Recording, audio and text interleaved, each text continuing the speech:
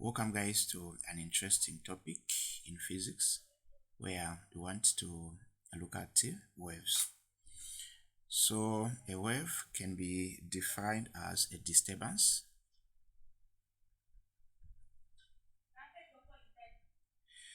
that carries energy as it moves from one point to another. So we have two important words from the definition of a wave. So number one, it's a disturbance, which tells us that for us to have a wave, a substance or a medium must be disturbed. Then number two, we are told as the wave is moving from one position to another position, it carries energy. Now, when a wave travels, it causes the particles to vibrate. So this is another important term that you need to make sure you understand. Now, how do we define vibration? So vibration can be seen as the periodic side-to-side or back and forward motion of particles in an elastic body. So the movement, just like this, back and forward movement, but as long as it's a rapid movement, then this is what we call the vibration. So as a wave is moving, it causes the particles to vibrate. Now, as the particles vibrate, they don't move. They remain in their original position. If the particles do not move, then what moves? So what moves is this energy here. So that is very important. So remember, a wave is a disturbance. Then energy is what moves. The particles does not move, but vibrates. Now, in terms of types of waves, we have two types of waves. Now, from the two types of waves, we are going to focus on the transverse wave. So what's the difference between the transverse and the longitudinal wave? So the difference is how the particles vibrate in each type of wave. For example, for a transverse, the particles vibrate perpendicular to the direction of the wave. Or now for longitudinal, the particles vibrate parallel to the direction of the wave. Now, since we have introduced the word perpendicular, so perpendicular simply means if I have a line like this one, let's say a vertical line with horizontal line. So these two lines are perpendicular. Why do we say they are perpendicular? Because they are forming an angle of 90. So which simply means that the direction of the particles, the direction in which the particles are moving as they are vibrating with the direction of the wave, they give us that 90 degrees. So this is like the direction of the wave. So we have direction of the wave.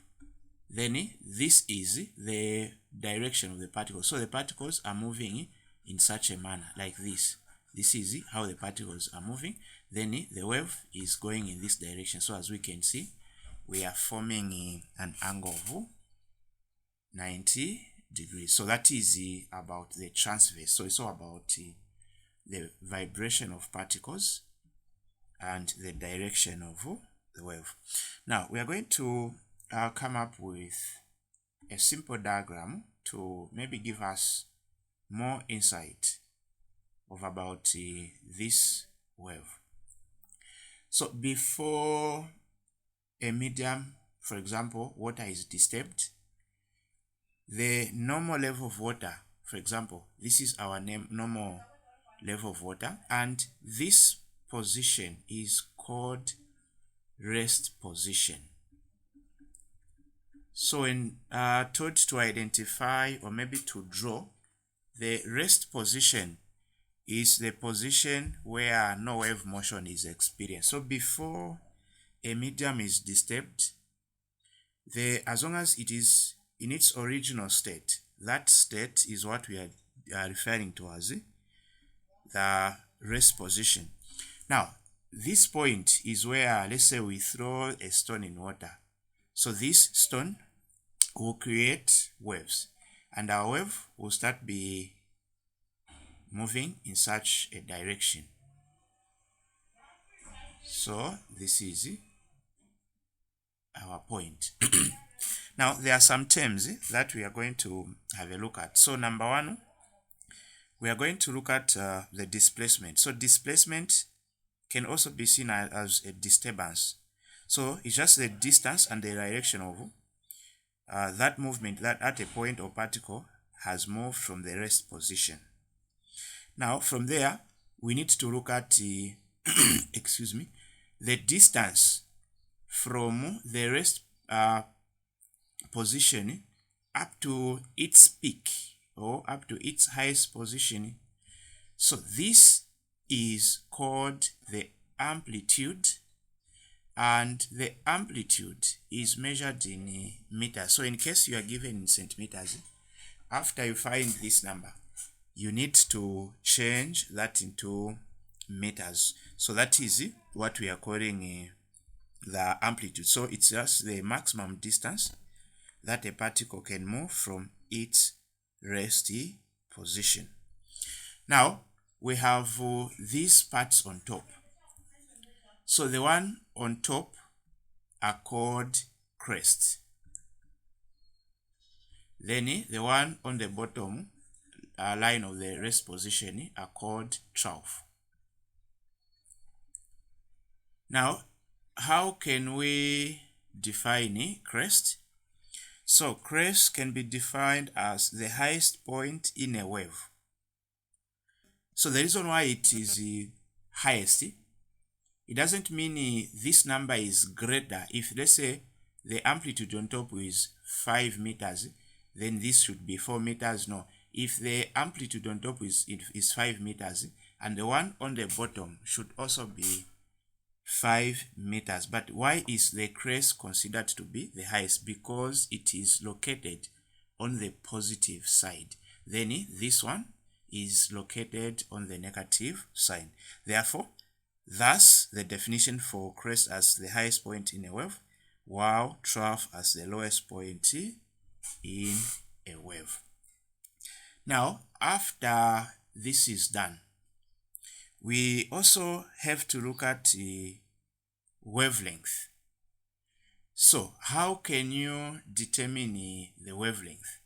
So wavelength is the total distance covered by one complete wave. So make sure as you are trying to come up with the wavelength, whatever points you are getting must give you one complete wave. So this part, let's say one crest is considered to be half.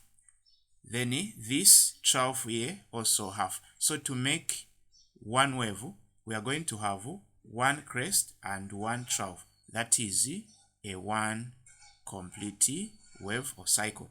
So the distance from this position up to this position, since we are getting one wave, this is what we call the wavelength.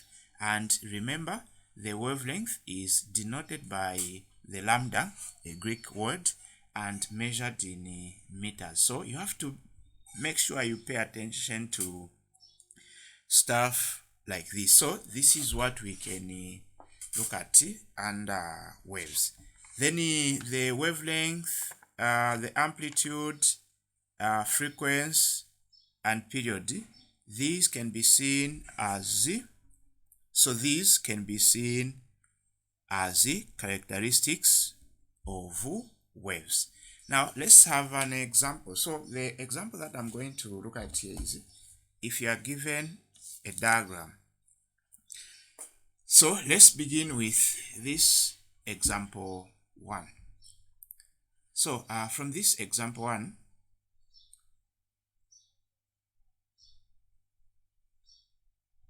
we are going to find number 1 amplitude, number 2 wavelength.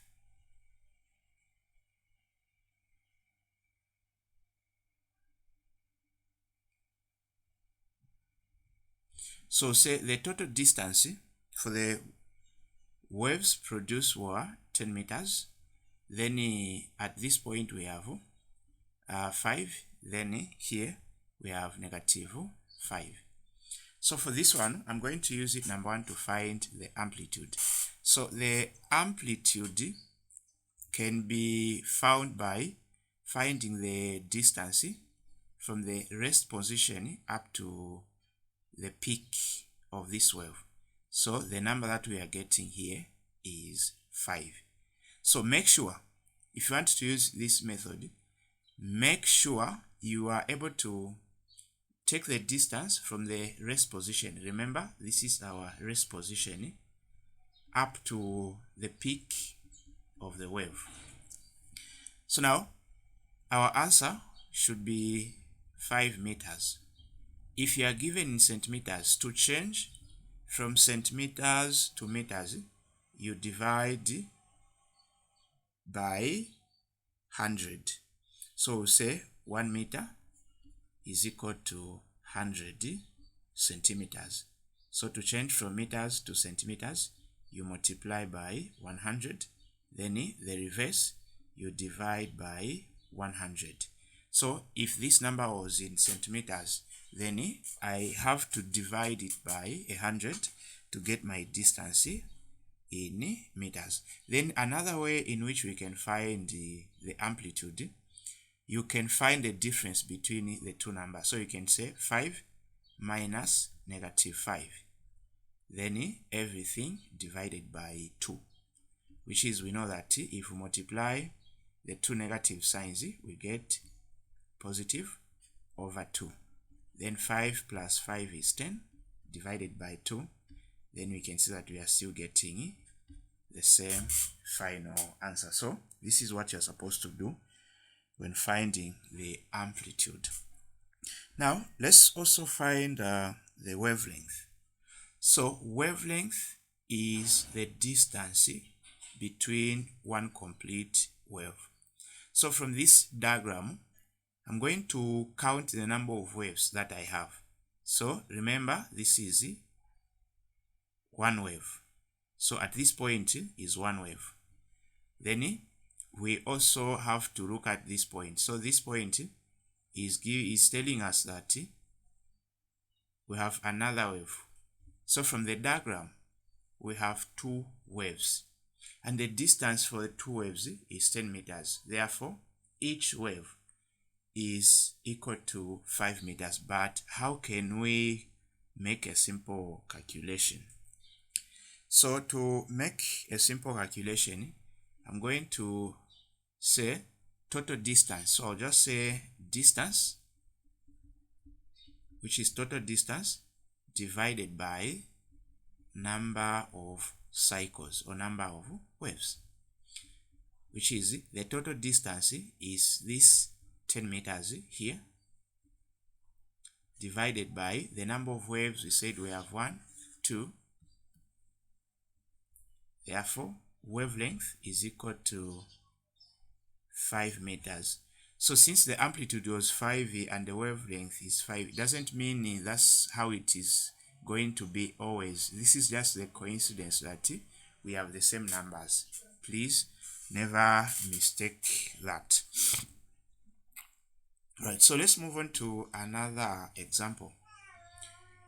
So even in this example, I'm going to use a diagram. So for now, I want us to understand how can we use a diagram to find the amplitude and the wavelength.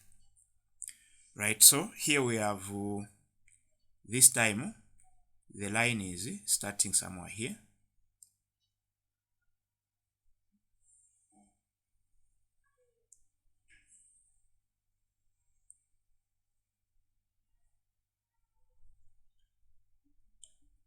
So at this point we have 28 meters.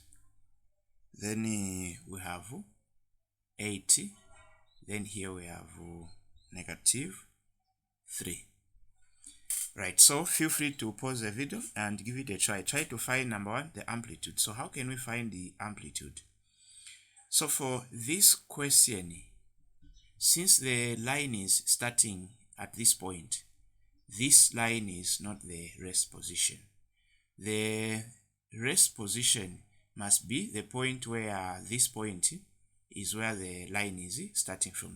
So what I'm going to do here is I'm going to draw a rest position. So this is my rest position. So make sure you are able to remember that.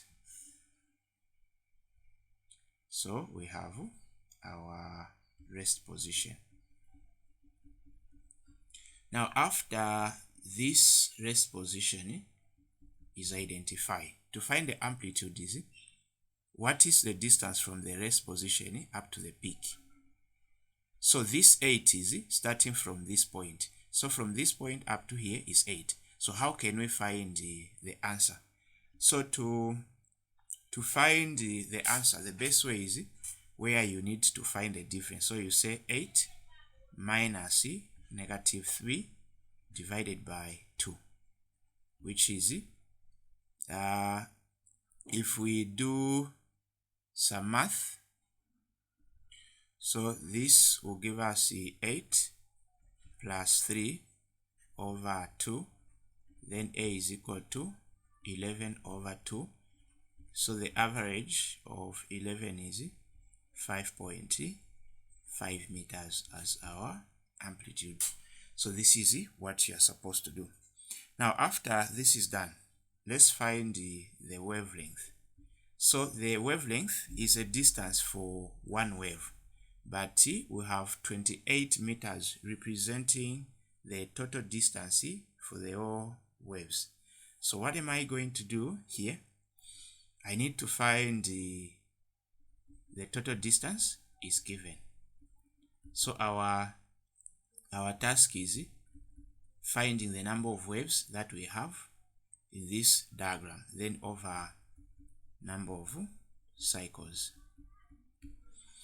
Right, so we are going to say total distance is 28 meters.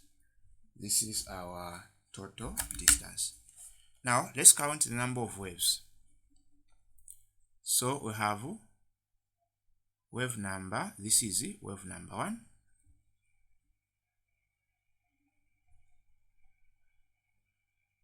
This is wave number 2.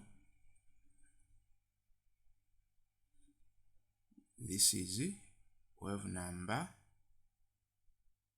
3. So this is just the half, which means that we have 3.5 waves.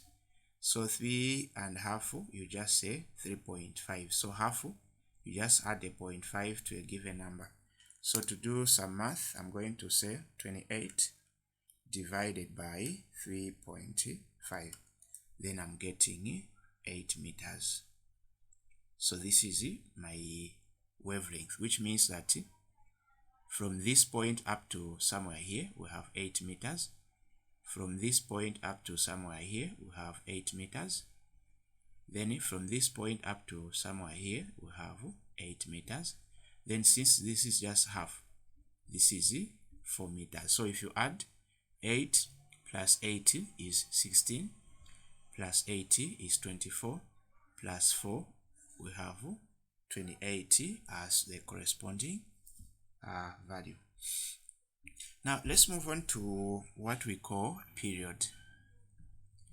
So period can be defined as the total time taken for one wave to be completed. Remember, period and frequency deals with time, but there is a difference. Frequency tells us the number of waves that are produced in 1 second. Like in 1 second, how many waves are produced. That's frequency. But for period, it can be 0 point something, it can be 1, it can be 10 seconds, as long as the time taken to complete one wave is the period. So this period, in most cases, is denoted by capital letter T, then measured in seconds. The formula for period is given by this. So period is equal to time taken. So time taken divided by number of cycles. So which is the period, capital letter T, is equal to time taken, small letter t, over n, which is the number of oscillations. So now let's say if it took 20 seconds